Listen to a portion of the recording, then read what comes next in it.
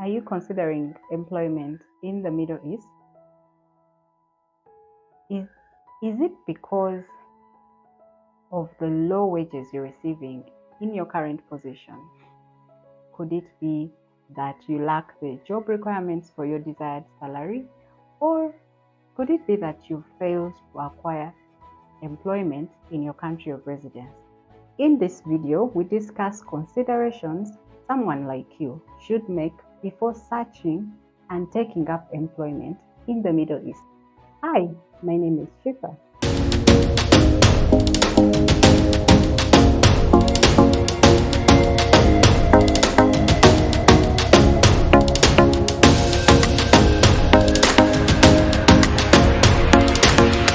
Welcome back to the channel. As the intro suggested, here are a few considerations to make. Number one, managing expectations. Here I mean you need to manage your expectations, you who is deciding to leave, and the expectations of the people you leave behind, your parents, your spouse, whoever you're leaving behind. So the good news is there are jobs in the Middle East. They are there. There is security. You can work as a security guard, as a maid, as a salesperson, waitress. I can go on and on. So when I say manage your expectations, be realistic.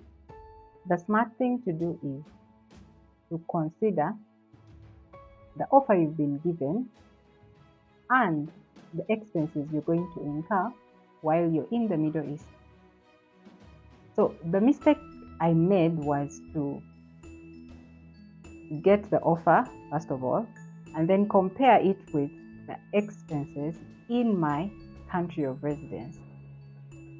And for me, that's why I was thinking, oh my God, I have this huge salary and I'm going to be able to save a lot. While in reality, that wasn't true. I was left with just a little savings, just enough to sustain me and not, I wasn't able to build a lot of savings, in other words. So manage your expectations and manage the expectations of the people you leave behind. Talk to them, tell them that, hey, because people actually think that when you're in the Middle East or abroad, you're living a good life. That's not true. In my experience, that is far from the truth. You live, because you're out there, you want to save as much as possible. You compromise on the way you live. You want to send home money. You want to get out of there as soon as possible. So you compromise on a lot of things that people back home don't quite understand because they have the notion of, they're abroad, they're working. Well, talk to your people, tell them to lower their expectations. Yeah. The second consideration you should make is the opportunity cost for taking up employment in the Middle East. What do I mean by this?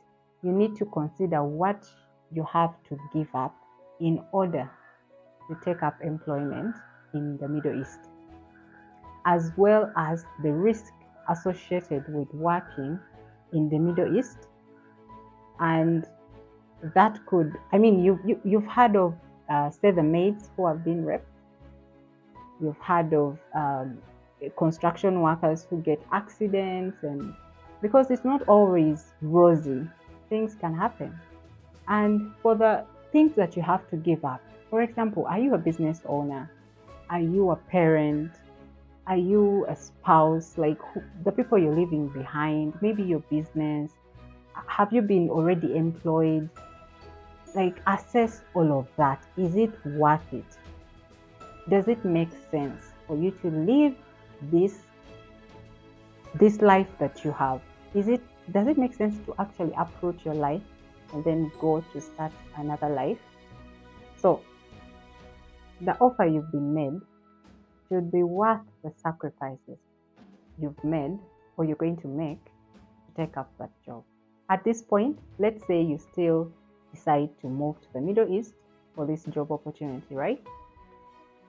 Here's another consideration to make. You need to address the risk associated with the job. For example, you've had maids being raped, being mistreated, and everything. So, have you considered taking up a sales job or being a security guard?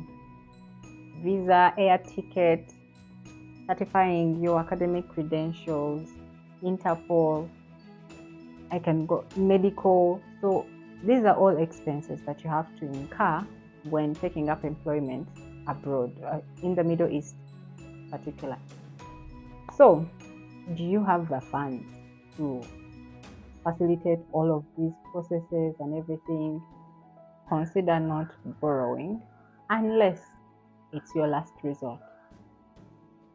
The person lending you might expect you to send them money at any time, irrespective of how much they gave you.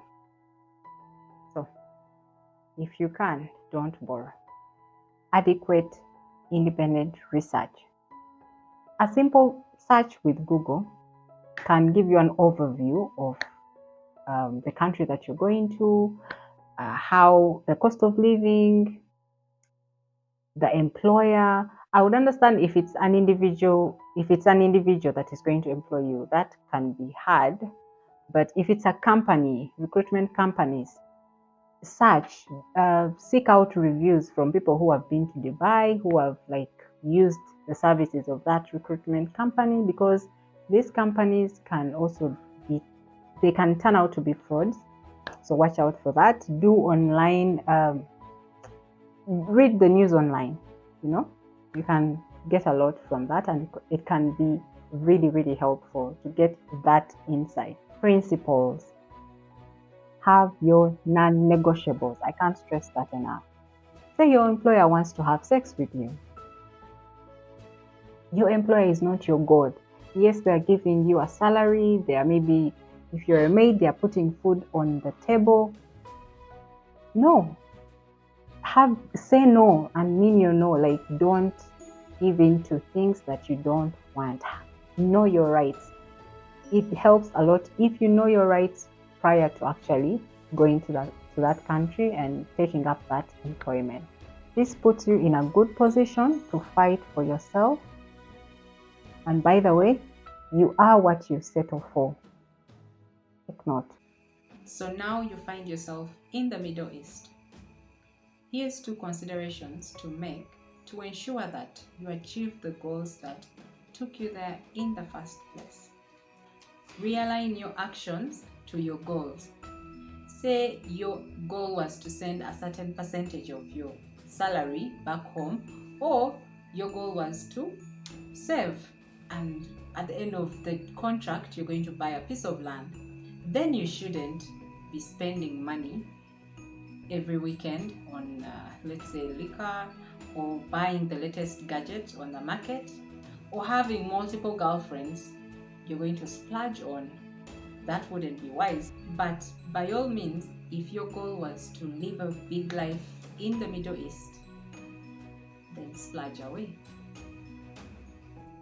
Last consideration you should make is build connections and maintain your old network of friends, basically.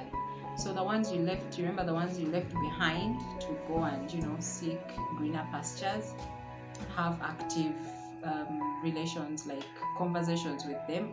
The connections you maintain back home will help keep you sane, because it can get lonely,